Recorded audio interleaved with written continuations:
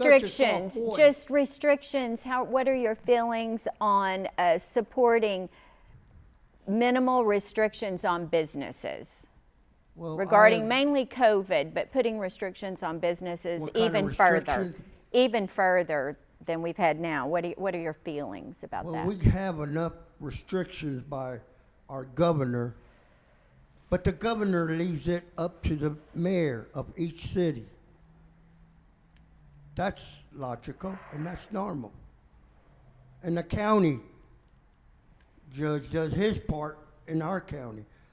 Galveston downtown people are severely hurting. But these guys didn't tell you, and I will.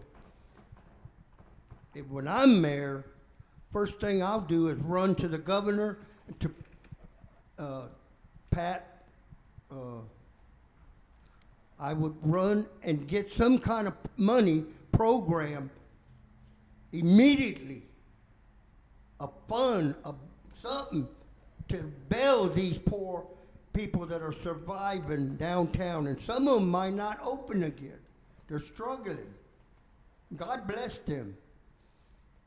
It's hard to build a business and overnight she falls like a set of dominoes. Dan Patrick and these people that are elected by us, the people, I definitely make that phone call.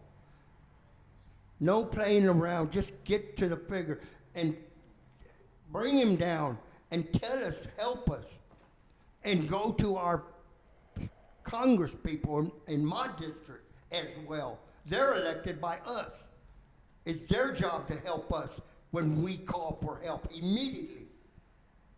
And that is very important, as well as the West Enders, their business too. They must be heard, period. They have been forgotten like a lost ship.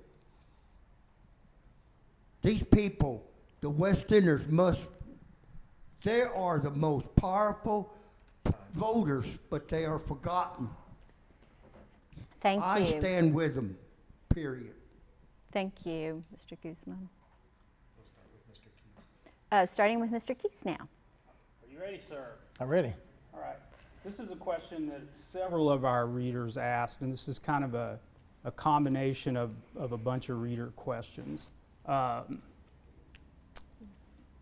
Do you support construction of a ring levee or similar structure that the U.S. Army Corps of Engineers says is essential to the function of the coastal spine? And if not, what are you willing to do to make Galveston more resilient to hurricane storm threats and sea level rise? Thank you for that question. I've been asked this many times, and I have been spending months and months visiting with everybody in the Corps of Engineers concerning this. My big concern about the Corps of Engineers program is the length of time it's going to take to get any results. I outlined this at the mayoral luncheon the chamber had back in March. It's a very lengthy process. It is a process whereby there are no votes by any cities will take place. It's a process by which we put our lives and our future in the hands of Congress to approve a plan and then spend years waiting for it to be funded. And once it's funded, it's not all funded at the same time. We have the Clear Creek flooding project that started in 1965 and is still under construction today. So if we want immediate relief, the Corps of Engineers program is not our answer. I believe that we need to take steps, and the city is taking steps, to get more pump stations installed in Galveston. We need to improve our drainage. In the end, we have to face the fact that we are an island.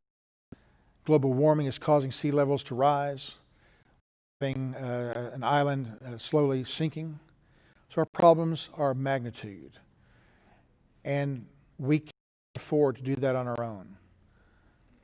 We have to go to Austin and Washington with our request, and we have to make sure that we get the proper funding and speed up her. If Galveston had the resources, right now we could do a lot of things on our own, but we don't have the resources. So we're a little bit dependent upon the federal government to provide its hurricane protections for us. This is a question that's almost without answer at this point. But I believe working together, we will solve this and we'll protect it from hurricanes. Thank you. Okay. Did we get our feedback? Okay. Who's next? Mr. Casey's next. Mr. Casey. The support of the ring levee barrier and the rock Or the I can reread the question if you like. Space Force and Tesla to Mars. Anyway, I believe that Galveston inherently is a danger zone to anyone that's a long-term resident. You could probably live your whole life here and maybe never see a catastrophic storm like some of us have, or you can live through one and see what the aftermath looks like. I mean, we can't take a glass bubble and put it over the island like a force field and protect everybody. We are on a barrier island. The rock and the ring nonsense, I think, is detrimental to wildlife, estuaries, and not only that, coastal property prices would not be as desirable with that in front of your house. There's other avenues to take. You can work closely with the Galveston Bay Foundation. You could use people to work, nonviolent offenders that have small petty theft, crime, or nature. You have a program where we plant tons and tons and acres and acres and acres of seagrass. Give the people that own beachfront property the access to sand that we can replenish our beaches with without having to go through the GLO nonsense and pay a $1,000 permit fee and then wait 6 months to see if you're even approved while the next storm washes out your foundation of your home. Like, I have a beachfront property that is pretty much annihilated right now, and we're under a disaster declaration. You're able to jump through those hurdles and replenish that sand until like December 20th, I believe. Cutting some of the red tape to be able to protect our coastal beaches, it's a very dicey thing because it's owned by the state of Texas and the GLO, and they take control of it. But if we could get someone to, thank you for your time. Our office says the feed's still down. Mr. Guzman? Oh, what was the question about? I'll repeat the question, sir. Okay. Do you support construction of a ring levee or similar structure that the U.S. Army Corps of Engineers says is essential to the proper function of a coastal spine barrier? And if not, what are you willing to support to make Galveston more resilient to hurricane storm threats and sea level rise? The reconstruction of the wall, the gateway they're talking about, I can't hear.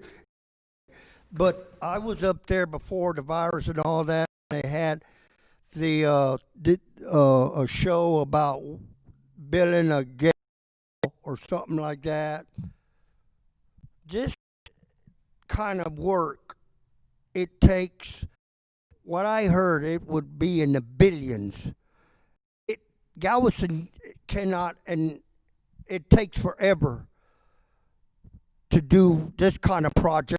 I'm for it, but we're looking just at the writing on the wall, the draft, and just negotiate and talk, and the lobbyists behind, and then your congressmen, and then your legislators. I mean, we could go on, and the money just to hire these people to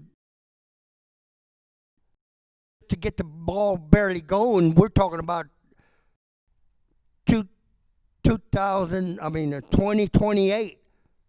Well, what's happening right now? What are we doing at this moment? Why this? Sure, I'm for the wall, but what about the West Enders? Again, these people need some kind of structure, even if it takes the those concretes or something. We need to get it. And two, mostly the West End are very important. These people are hard taxpayers into the city, and they're the last one to think. I don't swallow that. I don't like that. It's biased. Yeah. That was good. You did a good job. Thank you. Did everyone, Dr. Brown? As we know, the Coastal Protection Corps of Engineers is working on is not only to protect Galveston, but to also protect that infrastructure north of us in this Houston Ship Channel. I think the Army Corps of Engineers have done a good job to this point, coming up, dividing it up into three sections. The gates, the West End dune system to protect them, and the ring levee. Is the ring levee the best approach to protect that portion of the of Galveston behind the seawall? I don't have the expertise to tell you that's for sure or not. I can say this though: there's been a lot of public meetings, a lot of meetings with A&M, the Army Corps of Engineers has conducted, and a lot of experts have weighed in on this. In October of 21 is where they're going to come up with their presentation, while they feel this system should be structured. When they come up with that presentation, unless it changes drastically, what I know now, I think we should support that. And the key is going to be the local match. If it gets through Congress and they approve that, the federal government is going to support 65% of that project, but 35% of that, which is going to be billions, will have to be supported by a local government here in some manner. That's going to be taken up by the state legislature at this legislative session. We need to work closely with our legislators to make sure we have input to that, and that's going to be the key if we want to move this forward of where this money will come from. There's a lot of particular programs being developed now that the legislature will discuss that will address that. One of them is involving local governments, and I just got contacted by the state on that last week. So we need to open that dialogue up and see what we can do coming together as a community to support this entire system. Thank you. Did everyone have a chance to answer? Okay, we're doing good. We've got one last question. And we're starting now with Mr. Casey. We're back to you. You've got a minute. I think we've got at least a minute for a closing statement, a reminder of why you're the best candidate as our next mayor. I believe that I'm a very good candidate to be your next mayor, simply because I have the heart of the people on the side of getting change and fundamental change done at City Hall.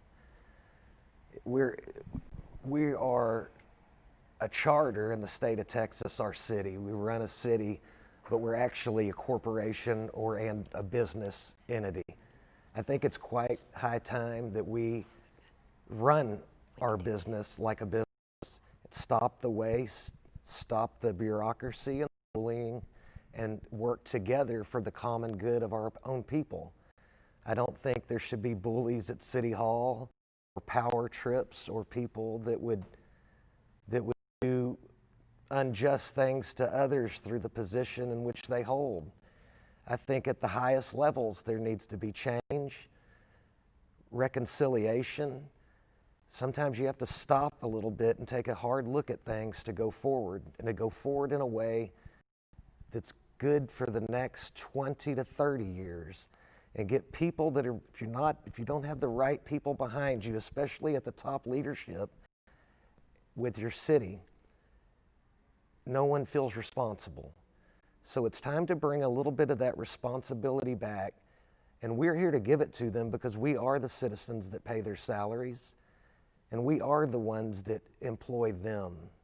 So I'd kindly ask for your vote and you stand with me so that on November the 3rd, we can go down there and take care of cleaning that house. I appreciate you, and my name's James Casey. Mr. Guzman, why are you, back to you. I can't hear you. Why would, tell us on why you need to be our next mayor. You've got 2 minutes. Why next mayor? 2 minutes. Why should I feel to be there? The reason I'm running because I'm unhappy the way our system has been running. I'm not running here to be a mockery or to be laughed at. I'm here to do my part as a citizen of my community. I'm running from Galveston. This is my home. Others have abandoned Galveston. For what? More money, cheaper rent, better life. But I'm still here by the grace of God. And I care about my community. I don't know how can I prove it, no more than these other candidates. It's only words until we put them into action. My word is my bond. And as God is my witness, that's the only true thing I got going for me. I care about my community. I disagree. We all disagree. And if I can't put back with Galveston, then I don't deserve to be here. Please understand that. And main goal, I'm going to hit it to the nail. The West Enders will be heard under my administration. And whoever, those 2 women they elect, whatever, you must tell them what you want. Because you'll have no problem as your mayor to communicate, period, with you, the West Enders. City is divided, believe it or not. It's true as I speak. You know the rest of the story. Thank you. Thank you. Dr. Well, I want to thank everybody that's listening today. I appreciate that. And I want to thank the candidates here that I'm running with. Every time I'm in a forum, I learn things and I hear things that is able to help make decisions to make this island better. It's an interesting campaign. I'm the only candidate that you can judge for what they've done. All the other candidates and all of us tell you what we will do in the future. But you can look at my record. You can see for the past 6 years how this city has advanced, what we've done in the last 6 years to move this city forward. And I'm proud of being a part of that. This city needs to have more of that. Yes, there's concerns that we need to address, and that's a healthy situation. We don't rest on our laurels. We go out and we address those situations, and there's still things that we need to get better here, if we will do that. Communication is a strong part of my particular political stance and how I've conducted myself over these past 6 years. I think you have seen what I can do on communication with Hurricane Laura. I was very instrumental in making sure that the constituency and the residents of Galveston were kept in contact with what the city was doing, what the city was thinking, and what the city's plans may be in the future as that hurricane came down upon us. And so, in maintaining that communication in a transparent situation and including everybody's thoughts as we make our decisions, I can supply that for you. If I'm honored to be your mayor, I will do everything and put all of my energies and focus, as I mentioned, in making this city as best it can be. Thank you. I'm Craig Brown, running for mayor, and if you feel this city is on the right path, I appreciate your support. Thank you. Mr. Again, Keese? my name is Bill Keese, and I'm applying for the job of mayor, and I ask for support. I would love to work for you. I bring a unique set of skills and experience to the table to serve you, the citizens of Galveston. With my background in business, legislative background, and advocacy background, I can do things that are needed for Galveston. They're very important for our future. It is important that we build a team in Galveston and move forward.